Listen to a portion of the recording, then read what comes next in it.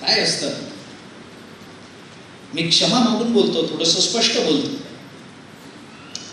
आपल्यापर्यंत चालत आलेले विचार, आपल्यापर्यंत चालत आलेल्या परंपरा, आपल्यापर्यंत चालत आलेले चांगल्या पद्धतीचे मार्ग आपल्याला विस्तारित नाही करता आले तरी ते बंद करण्याचं पाप तरी आपल्याकडून घडू नये. भले आम्हाला विस्तार करता आला नसेल, वाडवडिलांकडून धन आम्हाला मिळालंय, आम्हाला ते धन वाढवता आलं नसेल तरी दारू तरी खर्च करण्याचं पाप करू नये ना माणसाने. त्याचा नाश करण्याचं तरी काम आपण करू नये. चालत आलेली परंपरा, आचार्यांनी मंगलाचरण केलंय, वेदांनी मंगलाचरण केलंय, स्मृतींनी मंगलाचरण केलंय.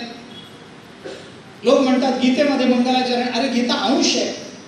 आपण महाभारताचं मंगलाचरण, गीतेचं मंगलाचरण म्हटलं पाहिजे. नारायण नमस्कृत्य नरं चैव नरोत्तमं, हे मंगलाचरण आहे गीतेचं. त्या अर्थाने विचार केला पाहिजे. ही मंगलाचरण जर मोठ्या मोठ्या लोकांनी केलेली असतील तर ज्या अर्थी त्यांना गरज नसताना त्यांनी ते केलंय त्या अर्थी ते चांगलं आहे.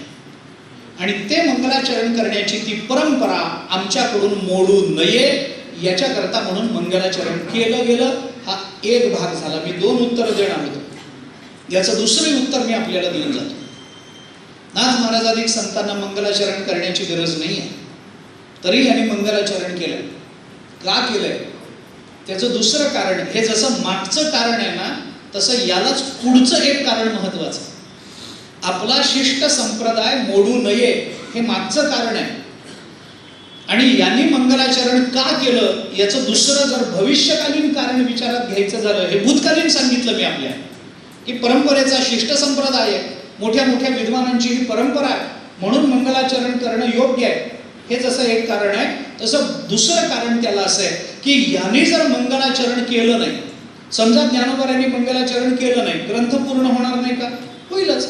नाथ महाराजांनी मंगलाचरण केलं नाही, ग्रंथ पूर्ण होणार नाही का? होईलच, नक्की होईल. मग अडचण काय आहे? अडचण एवढीच आहे की नंतर ग्रंथ निर्मिती करणारे जे नाथ महाराजांशिवाय जे सामान्य लोक असतात ते विचार करताना पुढे असा विचार करतात की त्यांनी केलं नाही, मग आपल्याला काय करायचं? आपल्याला काय करा? नाथ महाराजांनी केलं का?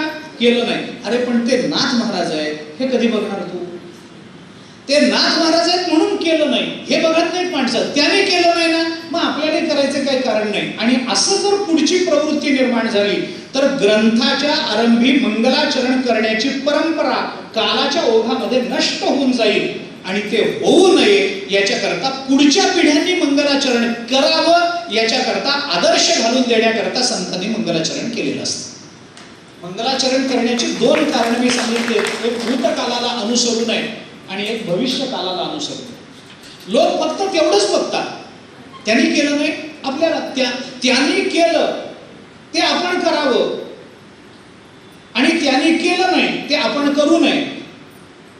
याच्याकरता एक आस्तिक बुद्धी आणि याच्याकरता एक विशिष्ट पद्धतीचा आळस, या 2 गोष्टी कारण ठरत असतात. माझे वाक्य खूप मोठं आहे आणि खूप वेगळ्या भूमिकेतून मी उच्चारलंय. त्यांनी केलं आपण का? एखाद्याला सहज म्हटलं एका माणसाला, हे तंबाखू खाऊ नये, सिगारेट ओढू नये, बिड्या ओढू नयेत, हे चांगलं नसतं तंबाखू ओढणं. तो म्हणाला गजानन महाराज ओढत होते. म्हणजे त्याला तेवढंच दिसतं हे त्यांनी केलंय म्हणून, त्याला तेवढंच दिसलं. गजानन महाराज कोणत्या भूमिकेवर होते तत्वज्ञानाच्या, त्यांच्या मनोभूमिका काय होत्या, ते कसे भगवत स्वरूपाशी एकरूप झाले हे बघायला कोणी तयार नाही. पण त्यांनी चिरी ओढली, आम्ही ओढली पाहिजे.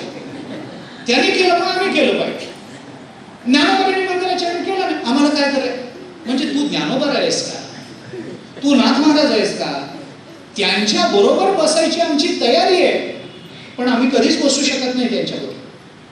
नाथ महाराजांनी न करणं त्यांचा अधिकार आहे. पण लोकांना बऱ्याच वेळेला कृती दिसते, कृतीच्या मागचा अधिकार दिसत नसतो. त्यांनी केलं नाही एवढंच दिसतं. म्हणून आपल्यालाही करायची गरज नाही असं मनुष्य मानू शकतो. आणि असे प्रसंग झालेत याच्याकरता थोडंसं ज्ञानोबांच्या चरित्रात चला. तिथं हा प्रसंग उद्भवलाय आणि ज्ञानोबांनी हाच हेतू सांगितला काही गोष्टी करण्याकरता. संन्याशाची पोरं म्हणून ज्ञानोबांना त्यांच्या भावंडांना हिणवलं गेलं. विठ्ठलपंतांनी धर्मसभेमध्ये खूप तळमळीने बाजू मांडली.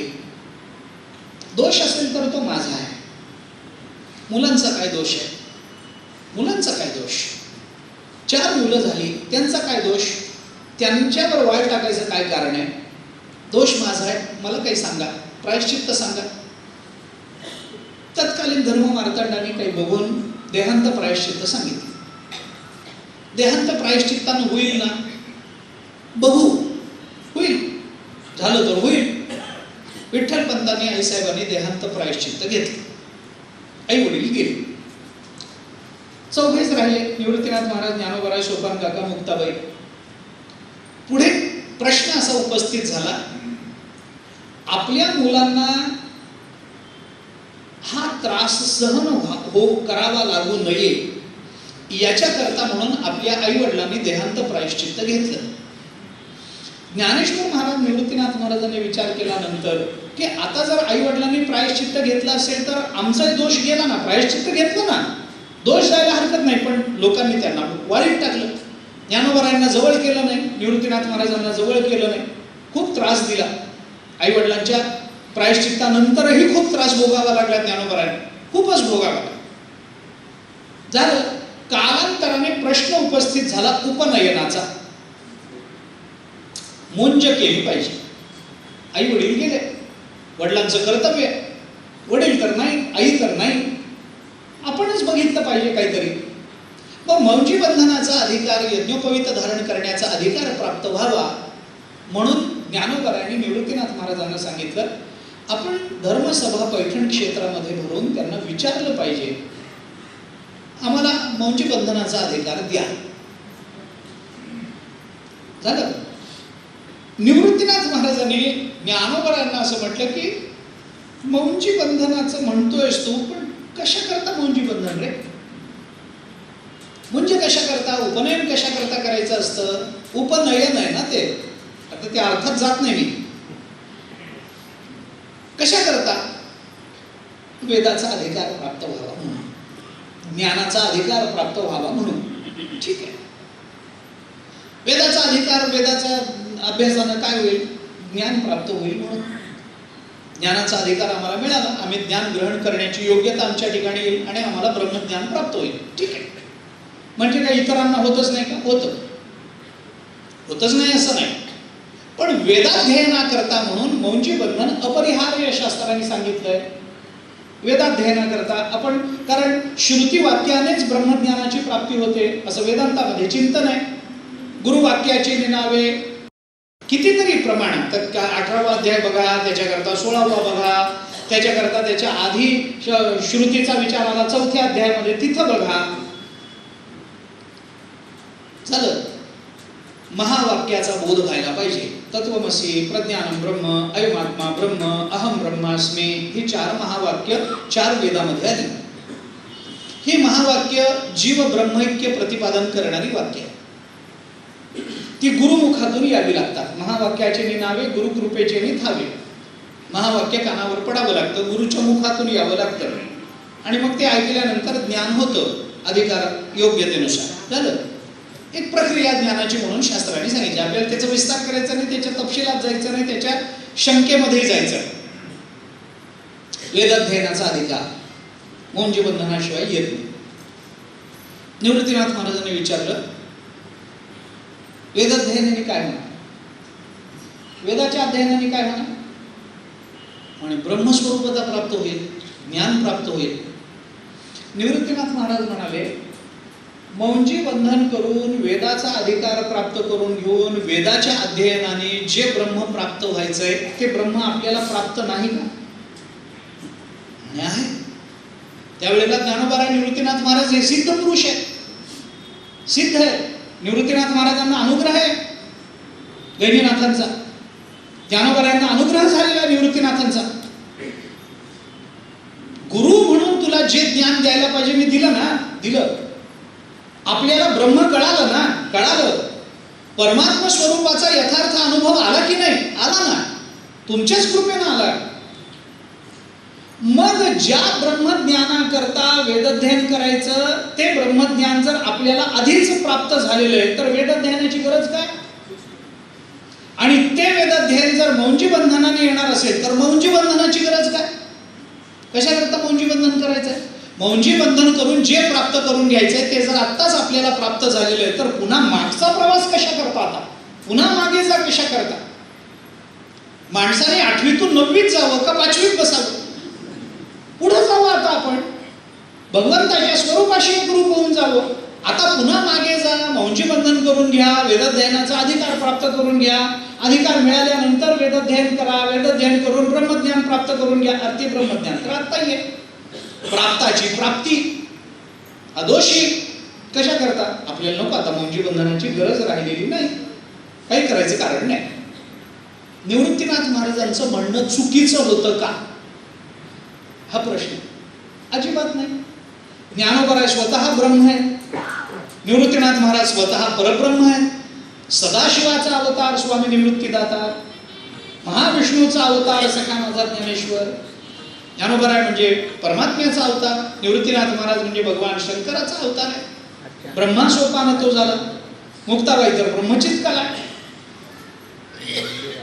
काय करायचंय? कशा करता? ज्ञानोबरायांना ज्ञान नाही हे म्हणणं अपमान आहे.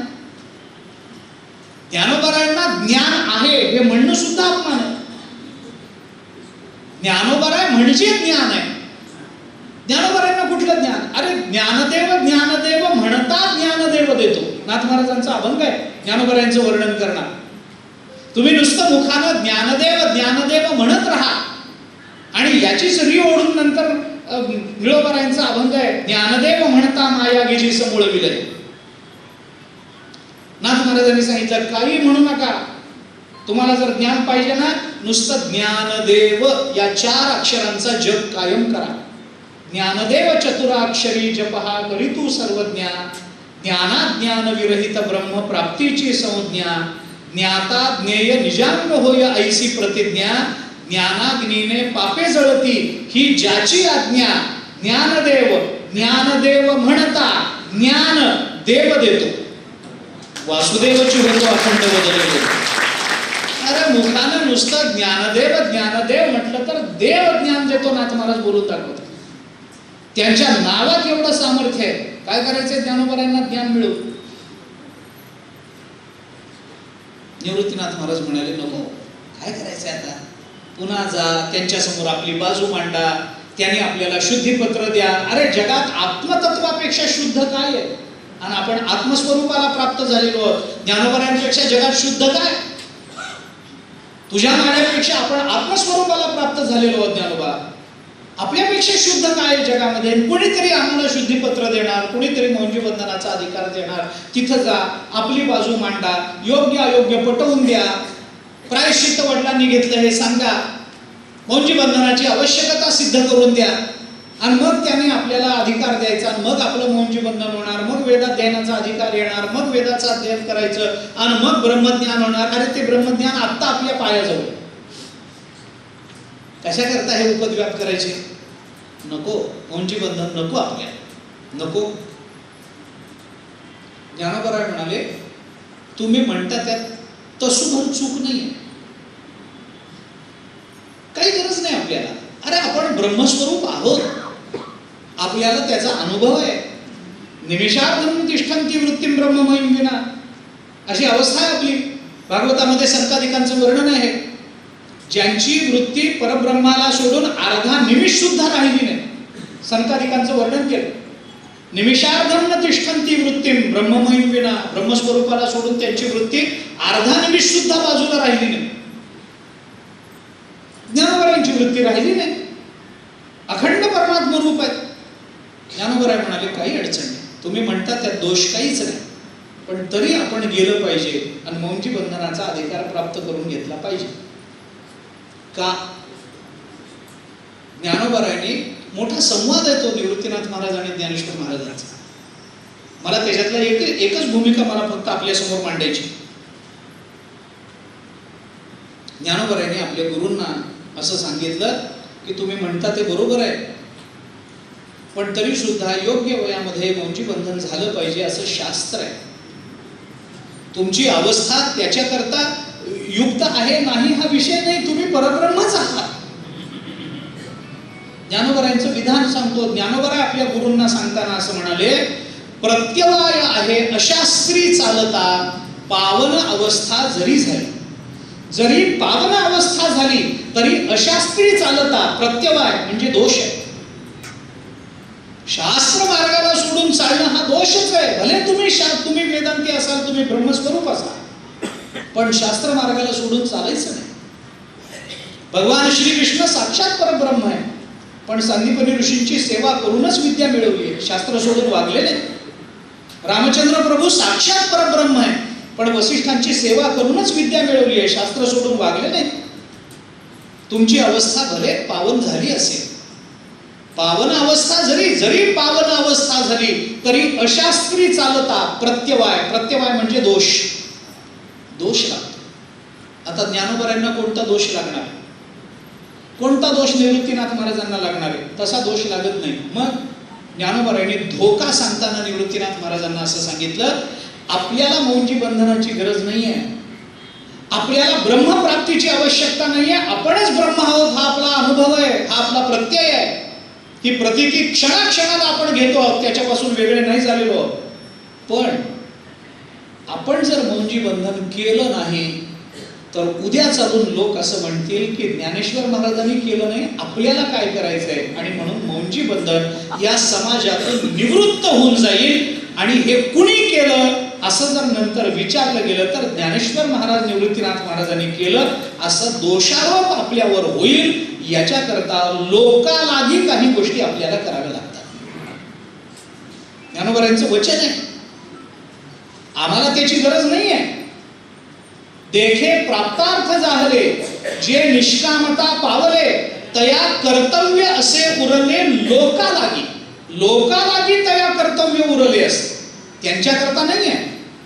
अनेक गोष्टी अशा असतात ज्या आपल्याला आपल्याकरता करायच्या नसतात, पण तरीही कराव्या लागतात. का? कारण पुढे चालून कुणासाठी तरी त्या उपयुक्त ठरत असतात.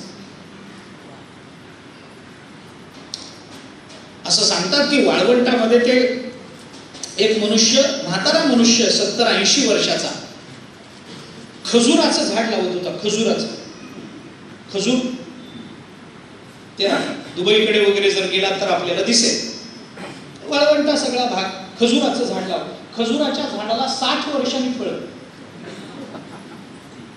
माणूस होता 80 वर्षाचा आणि तो लावत होता खजुराचं झाड. तिथून एक जण चालला होता, तो म्हणाला, बाबा वय काय? आणि 80 वर्ष. काय करता? खजुराचं झाड लावतो. फळ 60 वर्षांनी, आताची 80 आणि पुढचे 60. इतकी वर्ष जगा? तोडला नाही जगणार. आज उद्या कधी मरू शकतो. 80 वर्षाचं वय आहे, 80 वर्षाचं वय आहे माझं, कधी मरू शकतो. खजुराला फळ येतं 60 वर्षांनी. तुम्ही 80व्या वर्षी झाड लावताय आणि मग कधी झाडाची फळं खाणार तुम्ही? कधी खजूर खायला मिळणार तुम्हाला? आणि जर मिळणारच नसेल, तुम्ही मरणारच असाल 1-2 वर्षामध्ये, तर हे झाड 60 वर्षाच्या फळाचं झाड लावता कशाला? काय उपयुक्तता? त्या म्हाताऱ्या माणसाने सांगितलं, बाळा तुझं म्हणणं अगदी बरोबर आहे, पण असा विचार जर सगळ्यांनी केला असता तर आपल्याला खजूर खायला मिळाला असता काय? या खजुराचा मला उपयोग नाही आहे, पण कालांतराने जेव्हा पुढची पिढी येईल त्या वेळेला ती म्हणेल की त्यांनी झाड लावलं म्हणून आज आम्हाला खजूर मिळाला. जर आम्ही आज हे लावलं नाही तर पुढच्या पिढीला ते मिळणार नाही. सगळेच ज्ञानेश्वर महाराज नसतात अवताराला आलेले, सगळे निवृत्तीनाथ महाराज नसतात, सगळेच तुकोबाराय गोरोबा काका नसतात. माणूस म्हणून आपण जन्माला आलो, तो त्यांच्या चरित्राचा आदर्श ठेवून आपल्याला पुढे चालावं लागत असतं. आपण त्यांच्या चरित्राचा आदर्श ठेवायचा असतो. आपण म्हणजे ज्ञानोबराय नसतो, आपण म्हणजे तुकोबाराय नसतो, आपण त्यांच्या चरित्राचा आदर्श ठेवून पुढे चालावं लागत असतं. आणि असं पुढे चालायचं असेल तर त्याच्याकरता आपलं कर्तव्य आपल्याला पूर्ण करता आलं पाहिजे. ते लोकालागी महत्वाचं असतं. तया कर्तव्य असे उरले लोकालागी. हे लोकालागी करावं लागतं, आपल्या करता करून चालत नसतं. या करता म्हणून संत महात्मे ग्रंथाचं मंगलाचरण करतात. हे मंगलाचरण त्यांना प्रबल अप्रबल प्रतिबंध येतात आणि त्या प्रतिबंधाच्या निवृत्तीचं सामर्थ्य त्यांच्या ठिकाणी नसतं म्हणून नाही. शिष्ट संप्रदाय सांभाळण्याकरता, मागून चालत आलेली परंपरा टिकवण्याकरता आणि चालत आलेल्या परंपरेतून पुढच्या पिढीला लाभ व्हावा याच्याकरता म्हणून त्यांना त्या परंपरा टिकवाव्या लागतात. याला शिष्ट संप्रदाय असं म्हणतात. आणि असा शिष्ट संप्रदाय पाळला जावा याच्याकरता म्हणून मंगलाचरण केलं जातं. मगाशी आपण बोललो, मंग हा धातू आहे, मिंग गतौ असा पाठ होतो त्याचा. पुढे जाणे, चरित्र निर्माण करणे या अर्थाने मंगल शब्दाची योजना केली जाते. मनोवृत्ती या अर्थाने मंगल शब्द किंवा मंगल म्हणजे कल्याण. कल्याण शब्दही तसाच आहे. कल्याण शब्दामध्ये कल्य शब्दाचा अर्थ आहे प्रातःकाल. कल्याण म्हणजे आमच्या जीवनाचा नवीन प्रातःकाल म्हणजे आमचं कल्याण. प्रातःकाल या अर्थाने आपल्याला प्रमाणाने बोलता येईल. गुरुकृपा उखा उजळली. उखा म्हणजे उषा. श आणि ख वेदातल्या उच्चाराच्या संबंधाने यजुर्वेदी असले तर ख म्हणतात, ऋग्वेदी असले श म्हणतात. सहस्र शीर्षा पुरुषा, सहस्र शीर्षा पुरुषा यजुर्वेदा. श आणि ख एवढाच फरक आहे. गुरुकृपा उखा म्हणजे उषा म्हणजे पहाट. गुरुकृपा उखा उजळली. ज्ञानाची ओतपली पडली. साम्याची ज्ञानाची दिठी उघडली तयाची आहे. साम्याची दिठी उघडली तयाची आहे. ज्ञानोबराबर अशा पद्धतीनं उषा प्रातःकाळ, कल्याण या अर्थाने त्याचा विचार करतात. प्रातःकाळ म्हणजे नवीन, नाविन्य. आपल्याला सकाळ झाली की नवीन सगळं वाटतं. आज कालचा दिवस संपला, कालची रात्र संपली, रात्रीतलं सगळं संपलं, आता उद्या नवा दिवस. तुका म्हणे मना पाहिजे अंकुश, नित्य नवा दिस जागृतीचा. नित्य नवा दिस जागृतीचा नित्य नवीन दिवस, त्याला कल्याण असं म्हणतात. आणि ते कल्याण म्हणजे मंगल, त्याला मंगलाचरण असं म्हणतात. या सगळ्या प्रतिबंधाच्या निवृत्ती करता आपल्याला येणारे प्रबल प्रतिबंध आपल्या सामर्थ्यानं आपण दूर करू शकत नाही. तसं ते सामर्थ्य आपल्याला प्राप्त व्हावं याच्याकरता आणि शिष्ट संप्रदाय आपल्याकडून सांभाळला जावा याच्याकरता म्हणून संत महात्मे मंगलाचरण करत असतात. हे मंगलाचरण जरी शिष्ट संप्रदायाकरता केलं गेलेलं असलं तरी हे मंगलाचरण 2-3 पद्धतीनं केलं जातं. 2-3 पद्धत. नमस्क्रिया रूप मंगलाचरण असतं, वस्तुनिर्देश रूप असतं, आशीर्वादात्मक असतं, असे काही त्याचे प्रकार केले जातात. या मंगलाचरणामध्ये काय असतं? मगाशी आपण बोलल्याप्रमाणे देव, संत, सद्गुरू यांच्या संबंधानं एक त्यांच्या कृपेच्या मांगल्याची अपेक्षा व्यक्त केली जाते. त्यांना नमन केलं जातं आणि तसं नमन हे मंगलाचरणाचं वैशिष्ट्य असतं. पहिल्यांदा नमन करा, मंगलाचरण करा. ते नमन करणं त्या असं आहे. ऋग्वेदाच्या संबंधानं त्या अहिर्बुद्ध संहितेमध्ये न मे इति नमः असा नमन शब्दाच्या उत्पत्तीचा विचार बोलून दाखव. अहिर्बुद्ध संहितेमध्ये येतं न मे इति नमः. नमन करणं म्हणजे काय? नमन हा शब्द कसा चालवायचा या संबंधात थोडासा विचार. नमः काय? न मम असं म्हणतो ना आपण, इदम न मम. हे न ममचं संक्षिप्त रूप म्हणजे नमः. आता ते पटवून देणं थोडं अवघड आहे. थोडं बघा. न मे इति नमः. न मे म्हणजे काय? माझं नाही असं म्हणणं म्हणजे नमन करणं असतं. असं आहे थोडक्यात. न मे इति नमः. न मम इदम न मम आपण म्हणतो ना. आता वैष्णदेव सूर्याय इदम, सूर्याय स्वाहा, सूर्याय इदम न मम म्हणतो की नाही. वरुणाय स्वाहा, वरुणाय इदम न मम वगैरे काय जेवढ्या आहुती द्यायच्या असतील तेवढ्या. इंद्राय स्वाहा, इंद्राय इदम न मम. आता अलीकडच्या काळामध्ये राष्ट्राय स्वाहा, राष्ट्राय इदम न मम म्हणतो ना. संस्कार ज्यांच्यावर असतील त्यांना माहिती आहे. राष्ट्राय इदम न मम, हे राष्ट्राचं आहे, हे माझं नाही. हे राष्ट्राचं म्हणून राष्ट्राला समर्पित आहे. असं म्हणण्याची पद्धत आहे ना.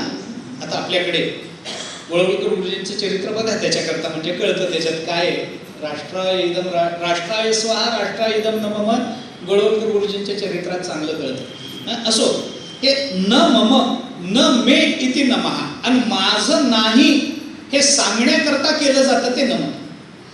ग्रंथाला प्रारंभ केलाय, महाग्रंथ, मी ग्रंथ निर्मिती करतोय, हा अहंकार माझ्याकडे येऊ नये याच्याकरता आधी सद्गुरूंचं मंगलाचरण करून सांगा, हे माझं नाही हे त्यांचं आहे.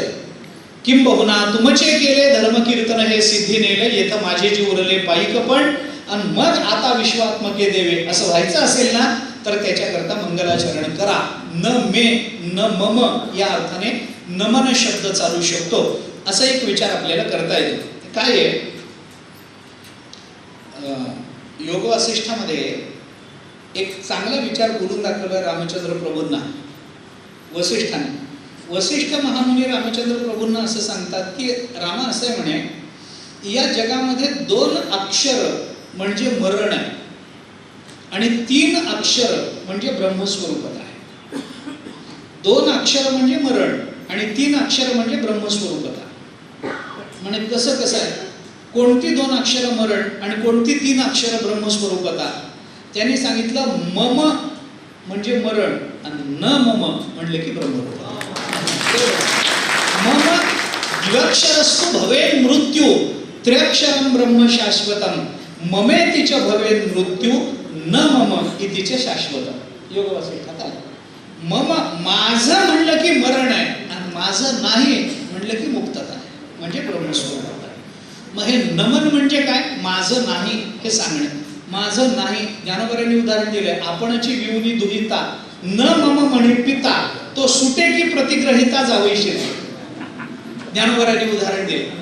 लग्नामध्ये कन्यादान होतं की नाही, त्या कन्यादानाच्या संकल्पामध्ये छोटासा संकल्प आहे, अगदी छोटा संकल्प आहे. कन्यादान फार छोटा विधी आहे, पण फार महत्वाचा आहे, पण फार दुर्लक्षित आहे. हे दुर्दैव आहे. फार छोटा विधी आहे, काही नाही. तो बाप असतो ना, ते ओंजळी असतात, एकाच्या खाली एक एकाच्या खाली एक. वर मुलीची ओंजळ, खाली आईची ओंजळ, त्याच्या खाली बापाची ओंजळ, त्याच्या खाली जावई हात धरतो. वरून पाणी ओतायचं असतं, ते मुलीच्या ओंजळीत पडतं, तिथून आईच्या, तिथून वडिलांच्या, तिथून होणाऱ्या नवऱ्याच्या. आता हे सगळं पाणी पडतं. काय काही नाही, 2 मंत्र फक्त तिथं महत्वाचे म्हणून सांगितले जातात.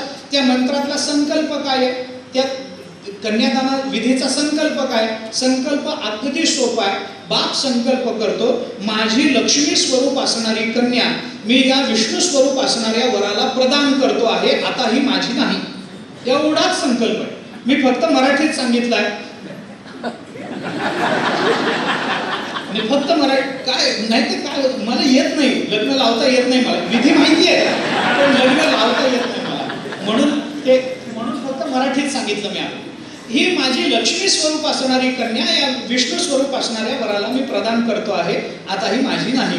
ज्ञानोबरांनी हे उदाहरण दिले. आपणची विऊनी दुहिता मुलगी, मुलीला जन्म देतो, वाढवतो, मोठी करतो. लग्नाचं वय झालं की तिच्याकरता चांगला नवरा शोधतो. नवरा शोधला, लग्न लावून देतो. आणि मग कन्यादानामध्ये काय म्हणतो, आपणची विऊनी दुहिता न मम म्हणे पिता. वाढवतो तिला, जन्म देतो, वाढवतो, पण कन्यादान करताना न मम म्हणे पिता, आता ही माझी नाही असं म्हणतो. परिणाम काय होतो, न मम म्हणे पिता तो सुटे.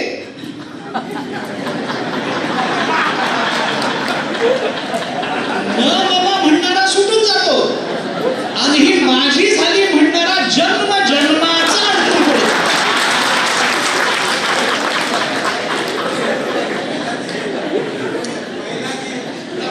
महिला दिन आहे,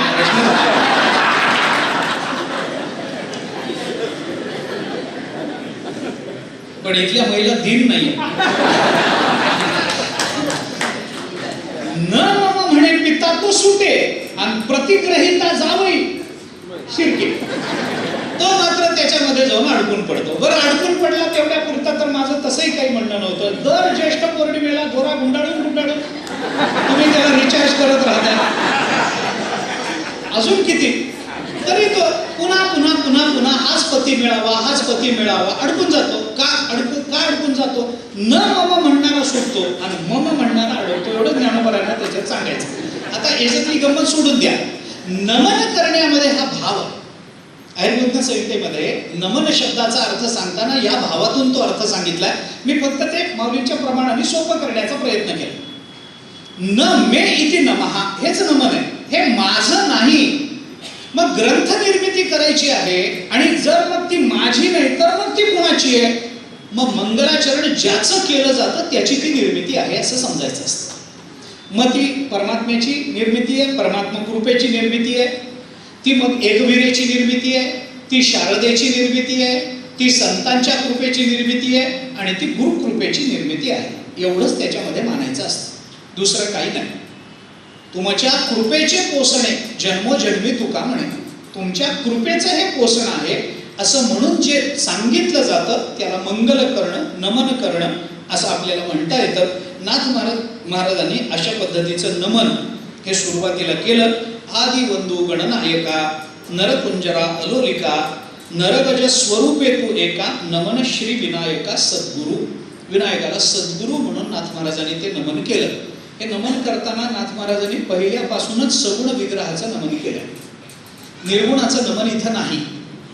पण आता याच्यातली फक्त एक गंमत सांगणार आहे आणि थांबणार आहे. उद्या आपण त्याचा विचार करू सगळ्याचा. काय आहे या सगळ्याचा विचार आपण थोडासा करा. मी फार हे करत नाही, विस्तार मला उद्याच करायचा आहे, पण आज मला थोडंसं जे सांगायचं आहे ते सांगून जातो.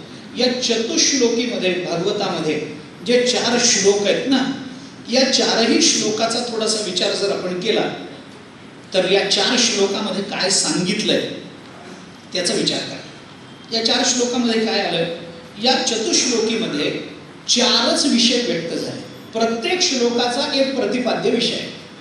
प्रत्येक श्लोकाचा काय त्याचे विषय काय काय ते मी आपल्याला सांगतो. या चतुश्लोकीमध्ये काय काय? पहिल्या श्लोकामध्ये सत्यतेचा विचार बोलून दाखवला. सत्य म्हणजे काय एवढाच विषय, सत्य कशाला म्हणायचं. दुसऱ्या श्लोकामध्ये आपल्याला माया म्हणजे काय एवढाच विचार बोलून दाखवला. याच्यामध्ये स्वीकारायचं काय? अरे माया माया माया माया आम्ही फार ऐकत आलो. माया माया करून जाणं फार अवघड, माया म्हणजे फार त्रास, माया म्हणजे मोह, माया म्हणजे प्रेम, हे शब्दाचे अर्थ आम्ही ऐकत आलो. सत्य म्हणजे काय? सत्य म्हणजे खरं बोलणं, सत्य म्हणजे खरं, एवढंच आम्हाला माहिती आहे. सत्य शब्दाचा अर्थ खरा एवढाच होतो, एवढंच आम्हाला माहिती आहे. पण सत्य खरा किंवा सत्य किंवा खरं हा शब्द नेमका कशाला लागतो? तो फक्त शब्दाला लागतो का कृतीला लागतो का विचाराला लागतो का कशाच्या अस्तित्वाला लागतो? नेमकं सत्य या संकल्पनेचा अर्थ काय आहे हे आम्हाला कळलं पाहिजे. थोडासा विचार त्याही संबंधामध्ये केला पाहिजे. याच्याकरता म्हणून सत्य म्हणजे काय त्याचा विचार पहिल्यांदा करा हे सांगण्यात आलं. कारण काय आहे उद्या सांगतो त्या संबंधामध्ये, तर कितपत वेळ होईल मला माहित नाही, सगळं सांगता येईल हेही मला माहित नाही. उल्लेख तरी करून जातो. पहिल्या श्लोकाचा विषय सत्य म्हणजे. दुसऱ्या श्लोकामध्ये भगवंतांनी ब्रह्मदेवाला सांगितलं माया म्हणजे काय. कारण माया कळाल्याशिवाय सत्य कळत नाही, सत्य कळाल्याशिवाय माया कळत नाही. अध्यस्थ आणि अधिष्ठान या दोन्ही पदाचा विचार करताना, दोन्ही तत्वाचा विचार करत असताना हे परस्परावलंबित्व सापेक्षत्वानं विचारात घेतलं गेलं. सापेक्ष संकल्पना आहे. आम्हाला खरं काय हे कळल्याशिवाय खोटं कळत नाही, खोटं काय हे कळल्याशिवाय खरं कळत नाही. हे सापेक्षतेने विचारात घ्यावं लागतं. कारण आम्ही ज्याला खरं मानत आलोय ते नेहमी खोट्याच्या सापेक्षत्वाने, आणि आम्ही ज्याला खोटं मानत आलेलो आहोत ते नेहमी खऱ्याच्या सापेक्षत्वाने. सापेक्षता म्हणजे रिलेटिव्हिटी, हे सापेक्ष कळत नसेल. रिलेटिव्ह, हा रिलेटिव्ह कन्सेप्ट हे कळतं जास्त. मराठी रिलेटिव्हचा शब्द आहे आणि इंग्रजी शब्द सापेक्ष असा. तर हे बघितलं पाहिजे. रिलेटिव्हली आम्ही विचार करत जातो.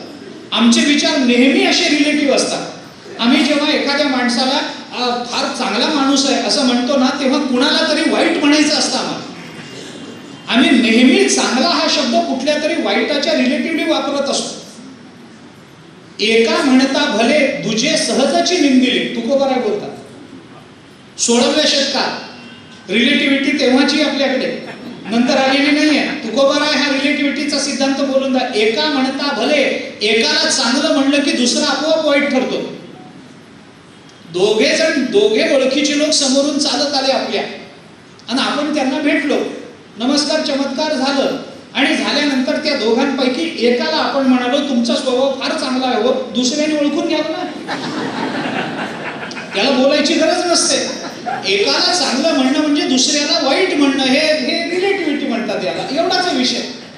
आम्ही सत्य आणि माया या दोन्ही संकल्पना अशा पद्धतीने विचारात घेतो. मग सत्य आणि माया या दोन्ही संकल्पना ज्या वेळेला एकत्र येतात तेव्हा काय होतं, हा तिसऱ्या श्लोकाचा विषय आहे. जगत म्हणजे काय? पहिल्या श्लोकामध्ये सांगितलंय माया म्हणजे काय, दुसऱ्या श्लोकामध्ये सांगितलं, पहिल्या श्लोकामध्ये सांगितलं सत्य म्हणजे काय, दुसऱ्या श्लोकामध्ये सांगितलं माया म्हणजे काय, तिसऱ्या श्लोकामध्ये सांगितलं जगत म्हणजे काय, आणि चौथ्या श्लोकामध्ये सांगितलं की या सत्याचा, मायेचा आणि त्याच्या कार्य असणाऱ्या जगताचा विचार, या विचारानंतर जेव्हा सगळं शांत होऊन जातं स्वरूपामध्ये, तेव्हा जे उरतं तो आत्मा म्हणजे काय, हा चौथ्या श्लोकाचा विषय. एवढे 4 श्लोक आहेत, 4 श्लोकाचे 4 विषय.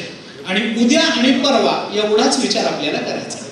सत्य म्हणजे काय, माया म्हणजे काय, जगत म्हणजे काय आणि आत्मा म्हणजे काय. याच्यातल्या सत्य म्हणजे काय या संकल्पनेचा, या श्लोकाचा थोडासा विचार आपल्याला करायचा आहे. हे उद्याला करायचं आहे. आज 8 वाजून गेलेच, एवढंच फक्त सत्य आहे, बाकी काही सत्य नाही. 8:15 होत आले, एवढंच फक्त सत्य आहे. त्यामुळे हा जो विचार आपल्याला सत्यत्वाच्या संबंधानं भगवंतानी केले, या व्याख्या भगवंतानी केलेल्या आहेत. भगवंतानी केलेली सत्याची व्याख्या काय, म्हणजे सत्याने केलेली सत्याची व्याख्या काय, हे आपल्याला बघायचं.